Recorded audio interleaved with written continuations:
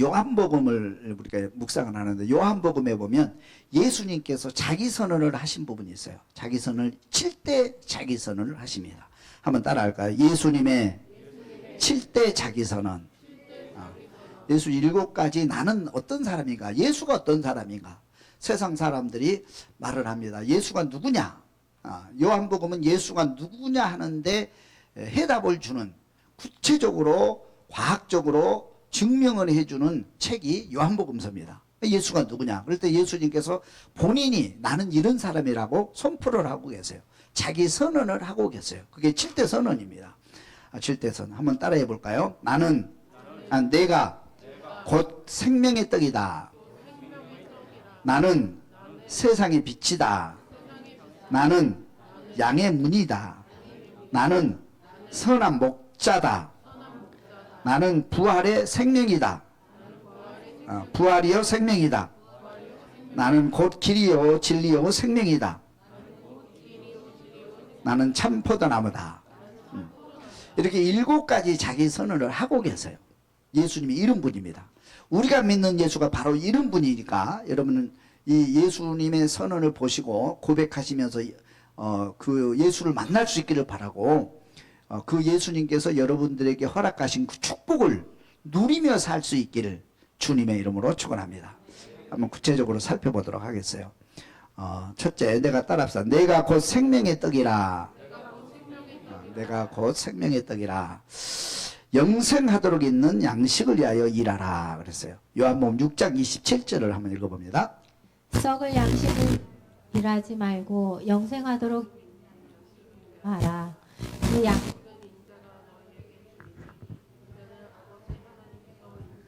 아멘.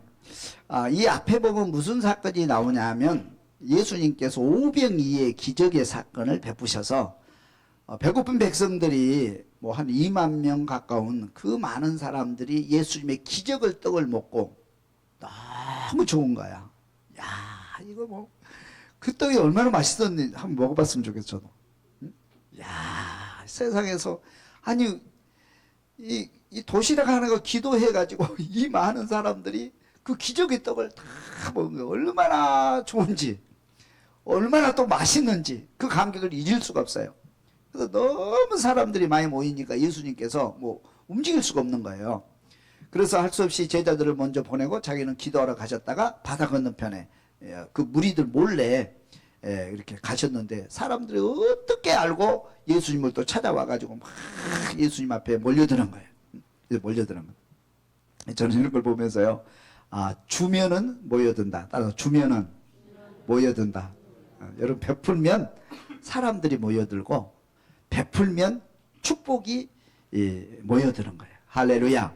예수님께서 베푸시니까 사람들 모여드는 거예요. 그래서 예수님께서 하시는 말씀이 그 백성들을 보면서 너희들이 표적을 보고 나를 따라온 것이 아니고 표적을 보고 따라온 것이 아니고 썩을 양식을 위해서 따라왔구나. 그러면서 썩을 양식을 위하여 일하지 말고 영생하도록 있는 양식을 위해서 일해라. 그렇게 이제 귀한 말씀을 하셔요. 영생하도록 있는 양식을 위해서 일해라. 그러면서 계속 하시는 말씀이 예수를 믿는 것이 하나님의 일이다 그랬어요. 28절을 봅니다. 그들이 묻되 우리가 어떻게 하여야 하나님의 일을 하오리까? 예수께서 대답하여 이르시되 하나님께서 보내신 이를 믿는 것이 하나님의 일이니라 하시니. 33절 계속 읽어봅니다. 하나님의 떡은 하늘에서 내려 세상에 생명을 주는 것이니라. 그들이 이르되 주여 이 떡을 항상 우리에게 주소서. 아멘. 썩을 양식을 위해서 일하지 말고 영생하도록 있는 양식에서 일해라. 그것이 하나님의 일이다. 하나님의 일이다. 뭐 하나님의 일? 그럼 하나님의 일이 뭡니까? 뭐 알아들을 것도 같으면서 못 알아들어요. 예수님께서 나를 믿는 것이 하나님의 일이야. 예수를 믿는 것이 하나님의 일이야. 그래. 하나님의 일은 예수 믿는 것이 하나님의 일이래. 예수를 믿는 거, 예수를 믿고 말씀을 행하는 거, 이게 하나님의 일이에요. 할렐루야. 하나님의 일이다. 그러시면서 이제 그 모세 얘기를 합니다. 모세는 하늘로부터 내려온 떡을 백성들이 먹고도 죽었어요. 근데 내가 주는 떡은 먹으면 영원히 안 죽는 거예요. 그죠? 아멘 하셔서 딱 한 분만 계세요. 여러분들이 아무리 좋은 음식을 먹고 뷔페를 먹고 할지라도 다시 배고프고 그건 없어져 버리잖아요. 근데 내가 주는 떡을 먹으면 영원히 산다. 그것이 하나님의 일이다. 응? 그 떡을 먹어라 그러는 거예요. 그러니까 제자들이 좋아요, 안 좋아요? 야, 지난 어저께는 기적을 베풀어서 우리를 먹이게 하시든지 이제는 한 번 먹고 다시 배고픈 그 떡이 아니고 한 번 먹으면 영원히 사는 영생의 떡을 먹으라고 하니까 그 떡 계속 주세요. 욕심이 있어야 돼, 사람은. 뭐 하고 싶으면 막 이것도 하고 싶고 저것도 하고 싶고 막 일도 하고 싶고 막 욕심이 있어야 되잖아요. 비전이 내 안에서 막 어떤 말을 들을 때 막 꿈이 살아나고 하고 싶은 의욕이 살아나고 도전이 생겨야 그 사람의 꿈이 이루어지는 거예요. 할렐루야. 그래서 백성 제자들이 뭐냐면 그 영생의 떡을 내게 주세요. 그러니까 예수님께서 하시는 말씀이 요한 6장 33절에 보면 예수께서 이르시되 내가 생명의 떡이니 내가 생명의 떡이니 내게 오는 자는 결코 줄이지 아니할 테요 나를 믿는 자는 영원히 목마르지 아니하리라. 따라합시다. 내가 생명의 떡이다. 내가 생명의 떡이라는 거예요. 나를 먹어라, 나를 마셔라. 알아들을 수 없는 얘기를 해요. 나중에 이 해석은 바로 십자가에 자기 몸을 주심으로 그 십자가에 죽으신 그 예수를 믿는 것입니다. 예수를 믿으면 영생을 얻는다, 이런 뜻이에요. 그래서 예수님은 생명의 떡이에요. 그래서 예수를 먹으면, 예수를 믿으면 우리는 영원히 사는 거예요. 목마르지 않냐고. 할렐루야. 예수를 먹을 수 있기를 주님은 축원합니다. 오해하지 마세요. 먹으라고 그러니까. 그러니까 예수님과 유대인들의 대화를 보면 예수님은 늘 하늘나라 얘기를 하셔요. 하늘나라 얘기를. 근데 제자들은, 사람들은 자꾸 육신의 생각으로 자꾸 그 말을 이해를 하려니까 이해가 안 되는 거죠. 깨닫지도 못하고. 그래서 여러분들이 지금 설교를 듣고 있잖아요. 설교를 듣고 있는데 이 설교를 육으로 듣는 사람이 있고 영으로 듣는 사람이 있어요. 육으로 듣는 사람은 그 말을 육으로 듣는 사람은 그냥 도덕적으로 듣습니다. 그러나 내 안에 계신 하나님이 내 안에 계시고 내 안에 영이, 하나님 영이 있으면 그 영으로, 하나님의 영으로 말씀을 들으면 그 말씀이 이해가 되어지고 믿어지게 되고 그 말씀이 능력으로 나타나는 거예요. 할렐루야. 알아들을 수 있길 주면 축원합니다. 그래서 어떤 사람은 알아듣는데 어떤 사람은 못 알아들어. 못 알아들어. 여하튼 내가 곧 생명의 떡이다. 이것이 첫 번째예요. 예수님의 선언문의 첫 번째. 내가 생명의 떡이다. 나를 먹어라. 먹으면 영원히 산다. 할렐루야. 두 번째는 따라할까요? 나는 세상의 빛이라. 내가 뭐예요? 세상의 빛이라. 요한복음 8장 12절 읽어봅니다. 예수께서 또 말씀하여 이르시되 나는 세상의 빛이니 나를 따르는 자는 어둠에 다니지 아니하고 생명의 빛을 얻으리라. 이에 그들이 묻되 내 아버지가 어디 있느냐? 예수께서 대답하시되 너희는 나를 알지 못하고 내 아버지도 알지 못하는도다. 나를 알았더라면 내 아버지도 알았으리라. 나는 세상의 빛이라. 나는 세상의 빛이라. 근데 무슨 얘기죠? 나는 세상의 빛이라. 이 말은 무슨 얘기예요? 나는 세상의 빛이라. 그 뒤에 나오는 말이 나를 따르는 자는 어둠에 다니지 아니하고 그랬어요. 빛의 반대는 뭐죠? 어둠. 그러면 어둠은 영적으로 어떤 세계예요? 사탄의 세계, 하나님이 없는 세계를 어둠의 세계, 죽음의 세계라고 그래요. 그럼 빛은 그러면 하나님이 계신 세계를 빛이라, 빛의 세계예요. 그러면 하나님이 누구다? 빛이라는 거예요. 하나님이 빛이야. 나는 하나님께로부터 왔기 때문에 나는 빛이야. 그래서 나를 믿으면 빛 가운데 거해. 축복 가운데 거해. 새하늘과 새 땅에 거해. 아멘도 안 해. 뭔 소리인지 못 알아듣고요. 그러니까 지금까지 예수님이 이 땅에 오시기 이전에는 어두움의 세력이 이 세상을 지배하고 너희들은 어둠에 속했는데 빛 대신 빛이 하나님이란 말이에요. 하나님이 빛 대신 내가 이 땅에 빛으로 와서 비추니 내게 속하면 내게 오면 내게 속하고 내게 오면 너희들은 빛 가운데 거한다는 거예요. 어둠의 세계에서 빛으로 빛의 세계로 옮겨진단 말이에요. 가난한 세계에서 부자의 세계로, 불행한 세계에서 행복한 세계로, 고민의 세계에서 행복한 평안의 세계로 들어온다 이 말이에요. 지옥의 뿔에서 새하늘과 새 땅 천국으로 옮겨진 바 된다 이 말이에요. 예수님 빛이다 그래서요. 빛 대신 예수를 여러분 섬길 수 있기를 주면 축원합니다. 그래서 예수님이 빛이기 때문에 예수님을 내 마음속에 영접을 하면 내 안에 빛이 비춰지기 때문에 우리는 예수님과 함께 빛의 세계, 하나님의 세계에 속한 사람이 된단 말이에요. 그러니까 예수님 빛, 나는 빛이다. 그런데 내게 찾아, 내게 나오라는 거예요. 할렐루야. 그래서 세상 사람들은 어둠의 세계에 살고 있죠. 어둠의 세계, 흑암의 세계에 살고 있어요. 그들은 그래서 그런 영의 세계를 모르고 하나님의 세계를 모르는 거예요. 그러나 우리는 이제 빛 대신 예수를 믿는 사람들은 우리는 하나님의 나라로 옮긴 바 된 거예요. 우리는 땅에 속한 사람이 아니고 하늘에 속한 사람이야. 하나님께 속한 사람이에요. 영에 속한 사람이에요. 축복에 속한 사람이에요. 아멘도 안 해, 그냥 끝까지. 아멘! 할렐루야! 이 엄청난 진리를 주님께 소파하고 계신단 말이에요, 지금. 그 다음에 세 번째는, 따라합시다. 나는 양의 문이라.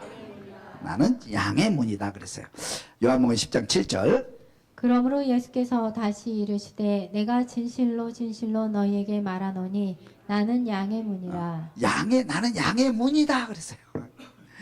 양의 문은 뭡니까? 양들이 이렇게 풀을 먹다가 이제 저녁이 되고 날씨가 추워지고 그러면 이리로부터 보호하기 위해서 이제 잠을 자야 되기 때문에 우리로 이렇게 목자를 따라 우리로 들어오잖아요. 양의 문으로 집으로 들어오는 거예요.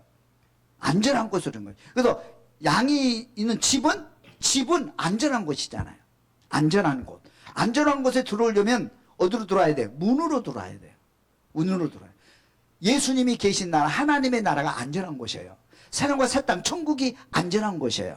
할렐루야. 그 천국의 평안의 세계로 들어오려면 어디를 통과해야 돼요? 문을 통과해야 돼요. 그 문이 무슨 문이다?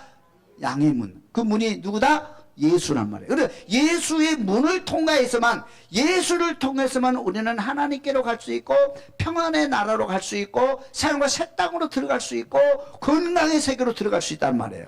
할렐루야. 할렐루야. 그래서 나는 양의 문이라는 거예요. 양의 문. 예수를 믿음으로 우리는 축복의 나라로 가는 거예요. 실제로 우리가 세상에 살면서 돈도 필요하고 건강도 필요하고 다 필요하죠. 다 필요한 진정한 행복은 거기서부터 오는 것이 아니고 예수를 통해서 우리 안에 들어올 때, 예수를 통해서 예수를 하나님 품으로 들어올 때 사람은 참된 평안, 참된 행복, 참된 꿈을 꾸게 되는 거예요. 할렐루야. 예수 안에 거할 수 있기를 주님의 이름으로 축원합니다. 그 다음에 네 번째는 따라합시다. 나는 선한 목자라. 나는 선한 목자라 그래서 11절. 나는 선한 목자라. 선한 목자는 양들을 위하여 목숨을 버리거니와 싹구는 목자가 아니요 양도 제 양이 아니라 이리가 오는 것을 보면 양을 버리고 달아나나니 이리가 양을 물어가고 또 해치느니라. 선한 목자. 목자는 뭡니까? 양을 보호하는 보호자잖아요. 보호자. 그죠? 그래서 선한 목자는 양을 보호하는데 자기 생명을 바쳐서라도 양을 보호하는 보호자다는 거예요. 그러니까 예수님은 선한 목자이기 때문에 우리가 예수님께 돌아오면, 예수님 품에 안기면 예수님께서 자기 생명을 바쳐서라도 저와 여러분을 지켜주시고 보호하여 주실 줄로 믿습니다. 예수 밖에 있으면, 예수님께 보호하지 않으면 우리는 늘 불안한 거예요. 불안하잖아요. 무슨 일이 일어날지 모르잖아요. 무슨 일이 일어날잖아요.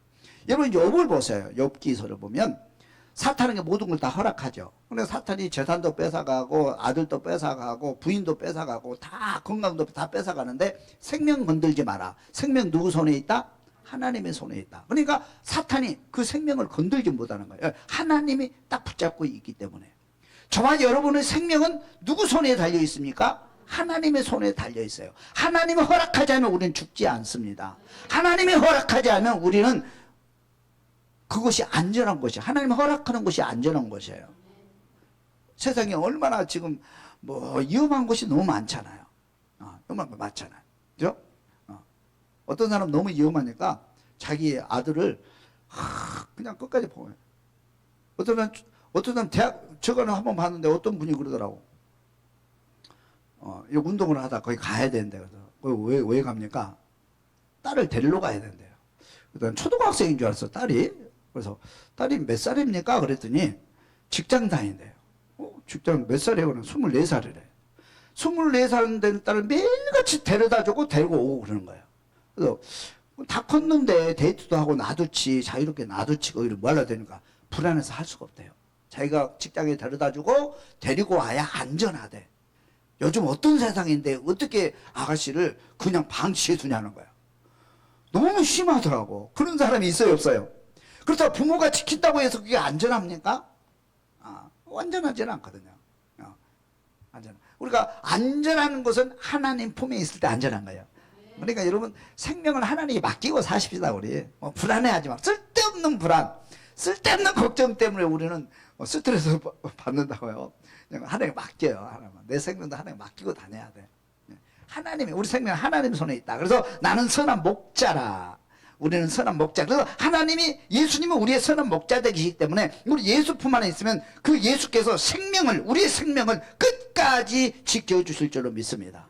내게 속한 자는 누구도 빼앗을 수 없다고 그랬어요. 누구 빼앗아갈 수 없어요. 다치게 할 수 없습니다. 선한 목자도 보호자다 믿으시고 여러분 자유를 얻을 수 있기를 주님 축원합니다. 그 다음에 나는 부활이요 생명이다. 시작. 나는 부활이요 생명이다. 요한복음 11장 25절. 예수께서 이르시되 나는 부활이요 생명이니 나를 믿는 자는 죽어도 살겠고 무릇 살아서 나를 믿는 자는 영원히 죽지 아니하리니 이것을 내가 믿느냐. 마리아의 가정에서 마르다에게 하신 유명한 말씀이죠. 나는 부활이요 생명이니. 나는 부활이요 생명이니. 부활을 믿으시면 아멘. 진짜 믿으세요? 예수님이 오셨을 때 그 유대인들 중에는 부활을 믿는 무리가 있고 믿지 않는 무리가 있고, 이방인들은 물론 부활 자체를 생각 안 하고 살죠. 부활이 있는 것조차도 몰라요. 그러나 이제 그 사두개파 제사장 계열은 부활을 믿지 않습니다. 예수님 부활을 안 믿어요. 그러나 바리새파는 부활을 믿어요. 부활을 믿어요. 그러면서도 부활을 믿긴 하지만은 부활을 한 번도 본 적이 없어요. 한 번도 부활을 본 적이 없어요. 그래서 이 마르다도 뭐라고 되냐면 주님 마지막 때가 되면 내가 부활할 것을 믿습니다. 이렇게 얘기하죠. 여러분들도 뭐냐면 예수님 재림할 때 마지막 때 부활을 믿잖아요. 그렇죠? 부활을 본 적이 없어요. 부활을 본 적이 없어요. 그런데 예수님께서 이 말씀을 하시고 나는 부활이요 생명이니 말씀하시고 실제로 그 말씀을 몸으로 보여주신 거예요. 예수님은 죽으셨다가 사흘 만에 부활하신 줄로 믿습니다. 믿습니까? 그 부활은 육체를 가지고 있지만 육체에 매이지 않고 시간과 공간을 초월하신 모습, 이 모습이 부활체의 모습이에요. 그리고 완전하신 모습, 이게 부활체의 모습이거든요. 예수님 재림하실 때에 죽은 자도 산 자도 예수를 믿는 사람은 그 부활에 참여하여 영원히 하나님 나라에서 살게 될 줄로 믿습니다. 믿습니까? 이 부활 신앙을 갖는 게 굉장히 중요해요.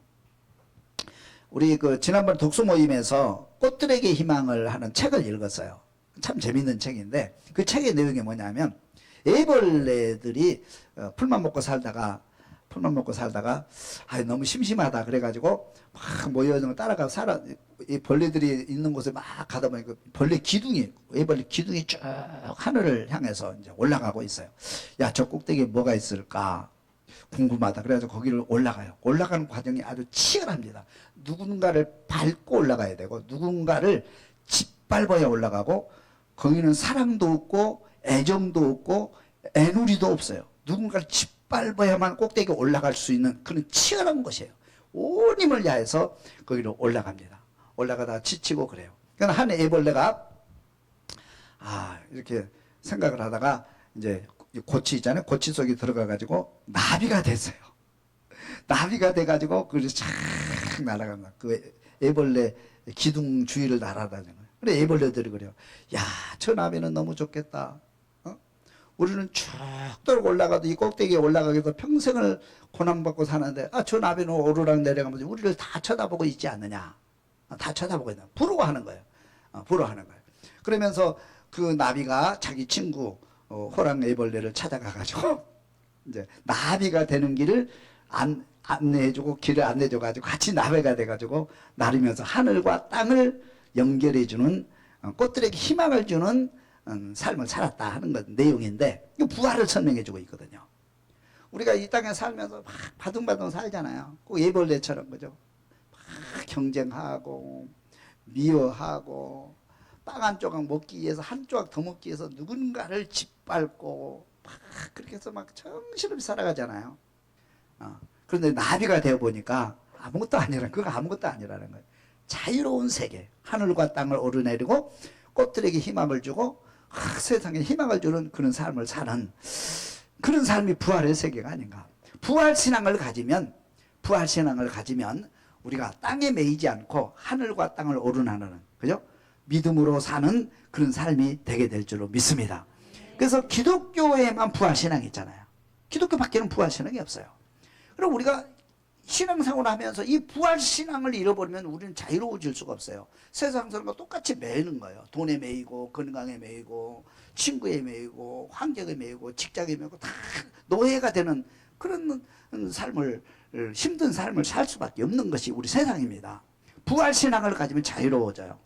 진리가 너희를 자유케 하리니. 그래서 사도 바울이 이 부활 신앙을 확실히 알고 사도 바울은 예수를 항상 볼 때 이 사도 바울은 바리새파잖아요. 성경을 깊이 연구했는데 이 부활 신앙이 없는 거예요. 예수를 모른 거예요. 그러니까 율법에 매여서 자기 나름대로 열심히 하나님을 잘 믿고 산다고 그랬는데 나중에 부활의 예수를 만난 거예요. 만나가지고 예수를 누구라고 하냐면 예수는 비밀이다 그래요. 그러니까 예수는 비밀이다.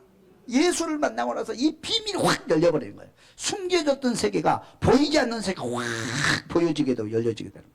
그리고 나중에 사도 바울은 그 비밀의 예수를 만나고 나서 천국까지 삶과 새 땅을 경험하고 오잖아요. 그때부터 부활신앙으로 사도 바울을 사는데 이 세상에 살지만 사실 그의 삶은 이 세상의 삶이 아니고 부활신앙으로 사는 자유로운 삶을 사는 가난에도 처할 줄 알고 부에도 처할 줄 아는 그런 아름다운 삶을 사는 거예요. 신앙생활이라는 게 바로 그런 거예요. 우리가 교회 다니면서 예수를 믿으면서 세상 사는 거 똑같은 모습으로 그렇게 살면 되겠습니까? 딱 부활신앙이 안 보이면 나도 믿으면서도 세상에 이렇게 그렇게 사는 거예요. 그냥 우리가 조금만 눈을 뜨고 부활신앙으로 주님을 바라본 살면 저 여유가 생기고 자유로워지고 사랑을 베풀 수 있는 사랑을 나눌 수 있는 그런 여유가 생길 줄 알아요.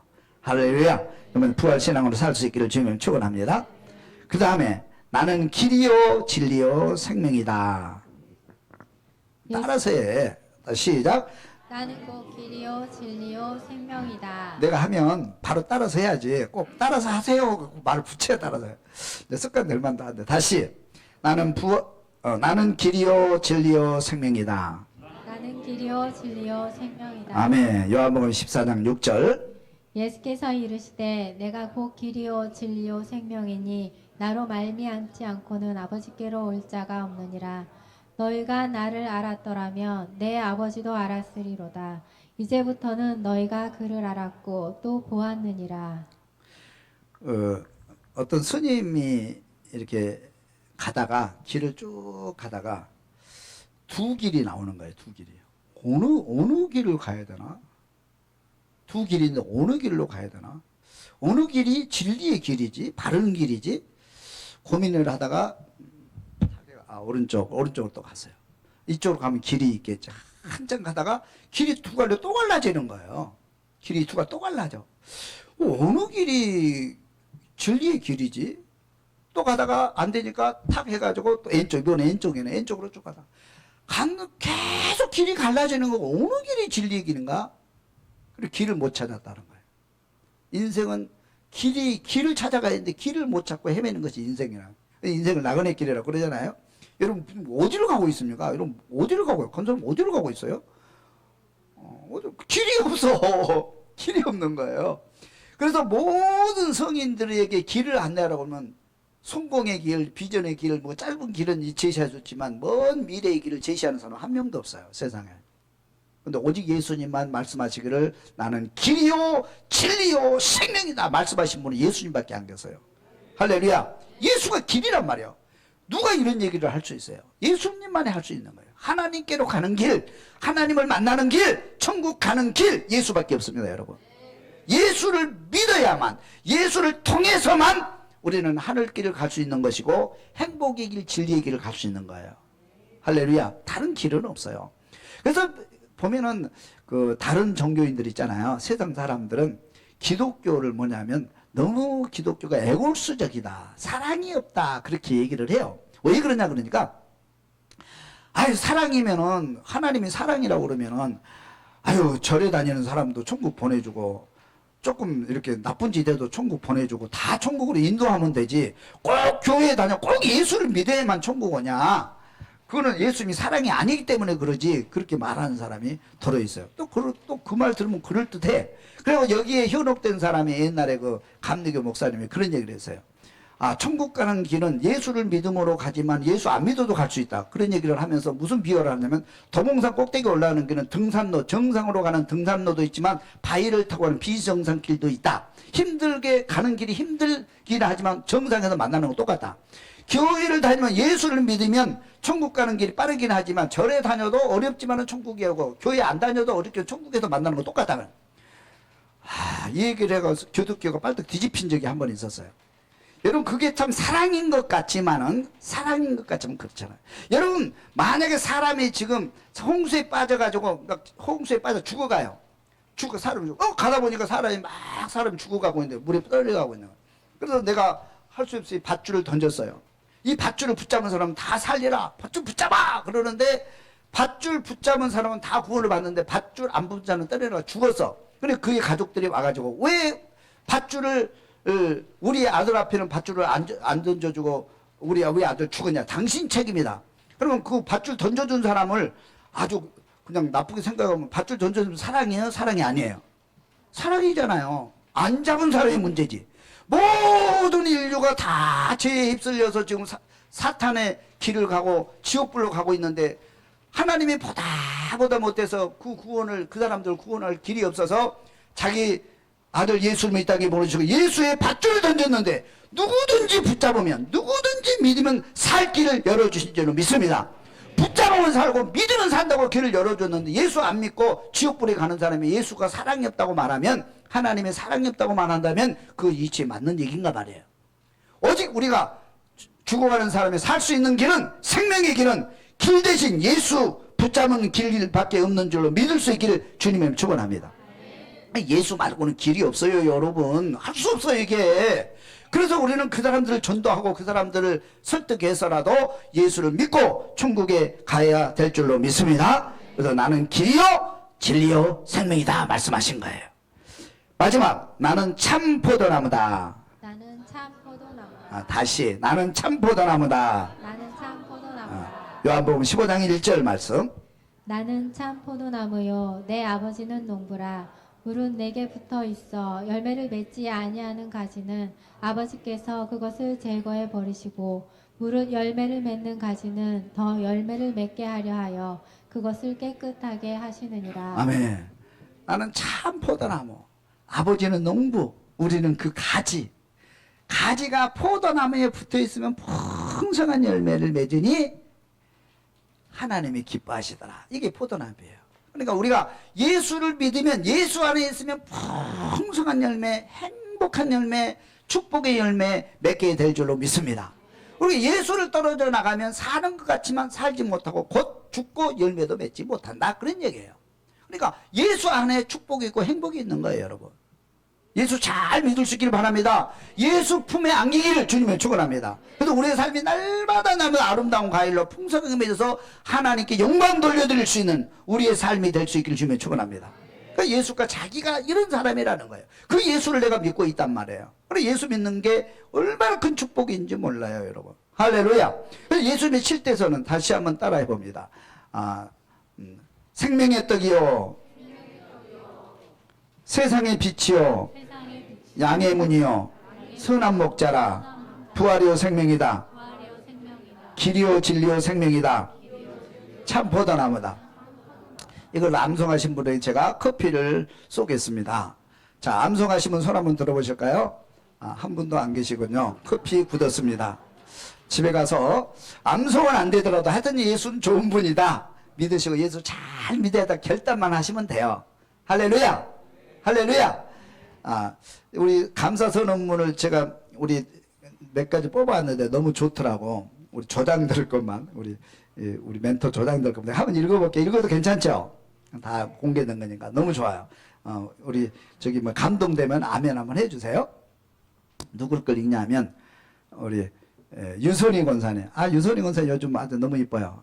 뭐 뭐든지 열심히니까 한번 읽어보고 왜 이쁘지나 왜 이쁜가 하면 여기가 감사문이 이뻐요. 선언문이 나는 행복한 사람이다. 나는 화평케 하는 사람이다. 매일 책 읽는 사람이다. 새로운 것에 도전하는 사람이다. 기도하는 사람이다. 포기하지 않는 사람이다.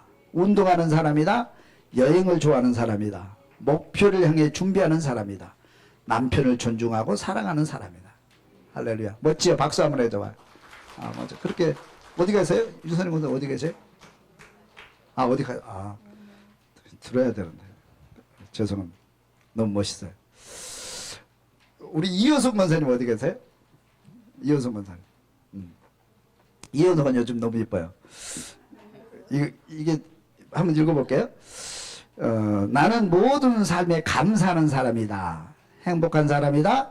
사랑받는 사람이다. 기도하는 사람이다. 영과 육이 건강한 사람이다. 하나님의 사랑을 전하는 사람이다. 형제와 이웃을 사랑하는 사람이다. 열심히 운동하는 사람이다. 주일에 순종하는 사람이다. 행복한 가정을 가지고 있는 사람이다. 멋있잖아요. 이것만 읽으면 세상에 제일 행복한 사람 같죠. 그죠? 그렇게 될 줄로 믿습니다. 한 번 더 읽어볼까? 한 번 더. 남작가 한번 읽어볼까요? 남작가 있나? 남자분 거. 나는 감사하는 사람이다. 나는 긍정적인 사람이다. 나는 가정적인 사람이다. 끝. 남자들은 할 얘기가 없어. 자기 부인 거 보고 컨택해가지고 베꼈을 것 같아요. 남자들은 멋이 없어. 우리 남자분들이. 한 번만 더 읽어볼게요. 이화정 권사님. 이화정 권사님 어디 계세요? 이화정 권사님. 믿음의 사람이다. 기도하는 사람이다. 행복하는 사람이다. 긍정의 사람이다. 배려하는 사람이다. 향기를 드리는 사람이다. 은혜 받은 사람이다. 경청하는 사람이다. 사랑받는 사람이다. 책임감이 강한 사람이다. 그렇게 맞아요? 박수 한번 해줘봐요. 맞네.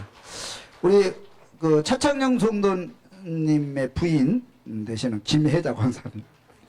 마지막으로 읽어볼게요. 주의 택함을 입은 주의 자녀입니다. 긍정적인 사람입니다.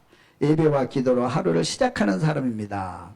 주어진 삶을 열심과 최선을 다하는 사람입니다. 감사의 삶을 사는 사람입니다. 남편의 말에 순종하는 사람입니다. 남편이 들으면 제일 좋아하는 말이죠. 저도 이 말 좀 듣고 싶어요. 항상 기뻐하는 삶을 사는 주의 자녀입니다. 가족을 사랑합니다. 인사를 잘하는 사람입니다. 성령 받고 변화된 삶을 사는 사람입니다. 멋있어. 박수 한번 해요. 그래서 감사문을 써놓으면 내가 이렇게 사라지는 거예요. 그죠? 이렇게 사라져. 그래서 여러분들이 꼭 감사 선언하고 예수님이 감사 선언하시고 그대로 사시잖아요. 닮으면서 여러분들이 그 선언문대로 이렇게 승리할 수 있기를 주님의 이름으로 축원합니다.